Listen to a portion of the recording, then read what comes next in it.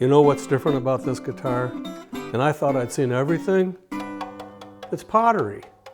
Ceramic. It's a kiln-fired ceramic guitar from head to toe, and it actually plays. Well, pretty close to playing. That first string keeps popping out of the saddle, and the bridge is too low. I'm going to make my own version of this bridge so it can be raised high enough to play. And I'm going to run it through an amp so you can hear it. It's got a killer sound. A man from Cleveland brought this down 2 weeks ago, hoping that I could help him identify the maker and tell him a bit about it. And Erick Coleman's going to come over and we're going to date all the parts on this. That'll tell us something. And I'm curious, who made it, why did they make it, and when was it made? And we're about to find out. Hey, Pops. Look what I got. Man, that thing is weird. I want you to help me figure out what this stuff is, what year maybe it was made and all that. Check this out. This kind of looks like a spaceship or Buck Rogers. You ever see the old Flash Gordon? Flying saucer. Yeah. Guy definitely had a vision. Check out the bevels. The shape kind of resembles like a Spectre NS or something, but way before then. I love the peg head. It's like a melted chocolate bar or a Supero meets Gumby. Yeah. I'm curious what you think these parts are. How date them. Well, let's look at the tuners real quick, because that's going to at least tell us something.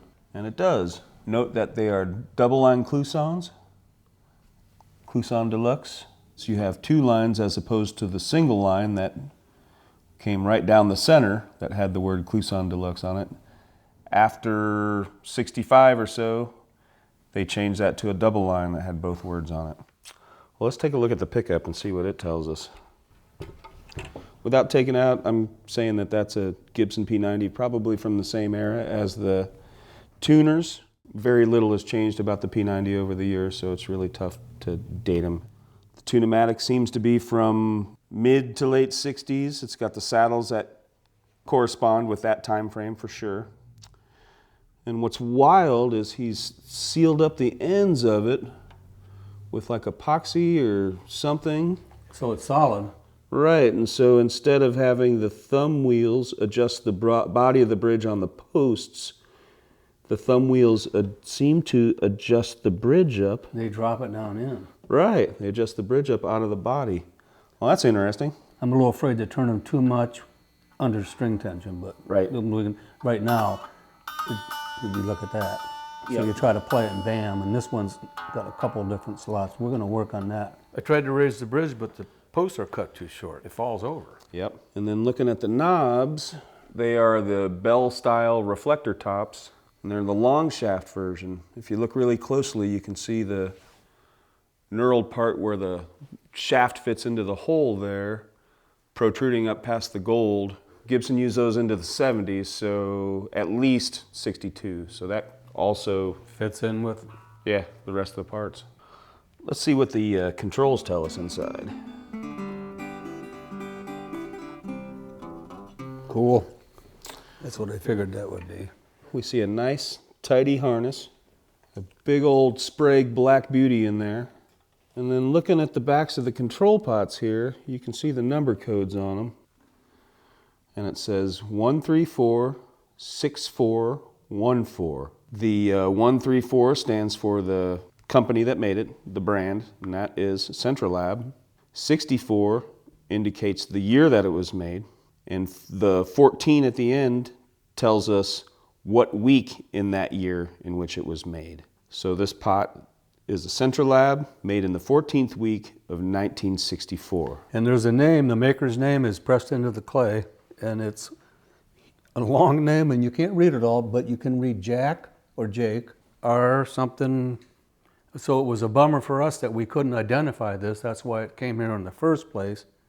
And then we did a little poking around on the internet and came up with a name. Turns out this guitar was built by a guy named Jake Kindlesparker in the northeastern Ohio area. And Jake was an employee of the Goodyear Tire Company working in the mold shop for 26 years. And unfortunately, Jake died a couple years ago, but we were able to get in touch with family members and they filled in a lot of the blanks about these cool instruments. His wife said that he made about half a dozen of these in those years, and this one is probably the first one because he applied for a patent in 1965. We have that patent, And he was approved in '68, so you see this guitar in the patent drawings. So all this stuff goes right along with what you dated. It's pretty awesome. Yeah, very cool. Well, I got to get back to the shop, but thanks for having me over to see man. this. Don't See you work later. too hard. I will not. Here's a cool thing, man. I can take this plastic rod and slide it all the way down the neck. I could probably lose it in there, and I'll bet it comes right up into the peg head. It's completely hollow. Jake was amazing. I want to know more, though. I'm curious, is this one whole piece? Or did he put the neck onto the body? And how do you drill holes in ceramic? And to find out, I'm in a good spot here in Athens, Ohio, because we have the #3 ceramics program in the country at Ohio University. And the professors and the grad students and all the students want to see this, and they've invited me down to show me the process that would have made this guitar. Let's go. Now we're outside the ceramics department in the outdoor kiln area, and we're firing right now. And here are Brad and Brian to tell us all about how this instrument was made. Well, I can say after 35 years of being in the ceramics field, I've never seen a ceramic guitar. So we've kind of dissected it from our technical viewpoints. We think it was slip cast, which is a liquid clay process through an actual mold. It looks like it was probably fired in an electric kiln, probably in the low temperature mid-range. So on the inside there are a series of ceramic posts that were put in as it was slip cast to help keep the body from slumping during the firing.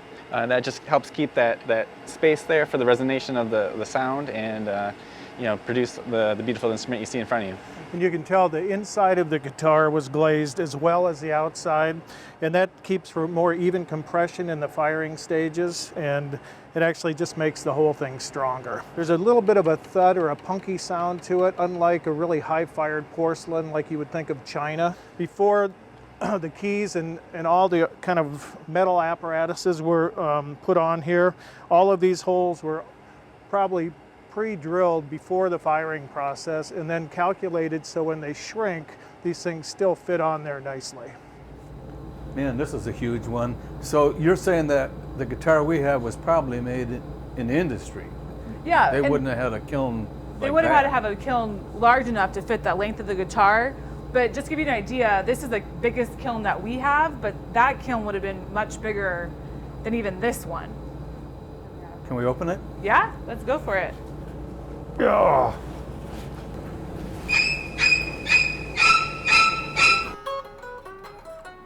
Of course, if you have a cast guitar, you need a cast amp to go along with it. And this one was made by Danny Crump. I can't believe we found a ceramic amp. What a coincidence. And it comes with a foot pedal, too. Students from all over the art school came out to see this guitar. Graduate student Allie Cochran gave us a slip casting demo, and we left knowing how the guitar was made. You can watch that in a bonus video on our Trade Secrets page. After that ceramic lesson, I'm ready to go back to college. One thing I learned from it was that in the firing process, since it's probably sat like this neck sagged backwards. What Jake did was countered that back bow by using heavy epoxy on the first 3 or 4 frets. This one's the tallest with a lot of epoxy. This one goes a little bit shorter than that one, but taller than this, and this one's a little shorter than that, but taller than that, and it leveled in. And while I was at OU, I came up with a fix for the bridge, and I think you're going to like it. What I'm going to do is leave this bridge alone and copy it. I'm going to make my own vintage version of that with taller posts so I can raise it up. I want to clamp it in the vise to hold it firm. Then I can go ahead and mix some epoxy, put it in those holes, and see how this works.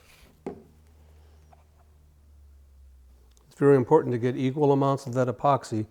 I've gotten pretty good at it over the years. This is 5-minute epoxy. That's pretty quick. It doesn't take much ColorTone pigment to get a gray. I'm only using the color because I can do it, and it adds to the fun for me, and it'll look kind of like the part I'm replacing. Before it's completely dry, I'll probably unscrew the thumb wheels and clean some of this glue off, but it's sagging down to the bottom on its own weight. These are all waxed off, so my thumb wheels aren't going to stick. Let that dry for 10 minutes. So here's the bridge I'm copying. That's the original. It's got the old Formica saddles. I think it's called canvas phenolic. I like metal better. And those are just too short, by about 1/8 of an inch or more. I like how he cut little paper discs to protect the ceramic, and I'll do that on the next one as soon as it's dry. That's enough to loosen the thumb wheels now, and they'll break free from the wax. Now they're loose, and I can let these posts harden up a little bit more, and I'll be able to get this guy playing. It's plenty of time, and I think this glue will just pop right off of there, because I waxed it with paste wax. It's awesome. I wish Jake was alive to see the respect I'm giving to his work. He'd love this. That's great. It's just what I wanted. I've never been happier. That's killer. I'm even going to use the little paper washers that Jake made to protect that ceramic. And I've got all the adjustment I could ever want. I'm way up in the air. It's going to play. Man, I bet Jake was really proud of this when he made it. I would have been, and all the other ones he made. I'm proud of the work I did on it for him. It sounds killer. It has a ceramic glassy sound I've never heard.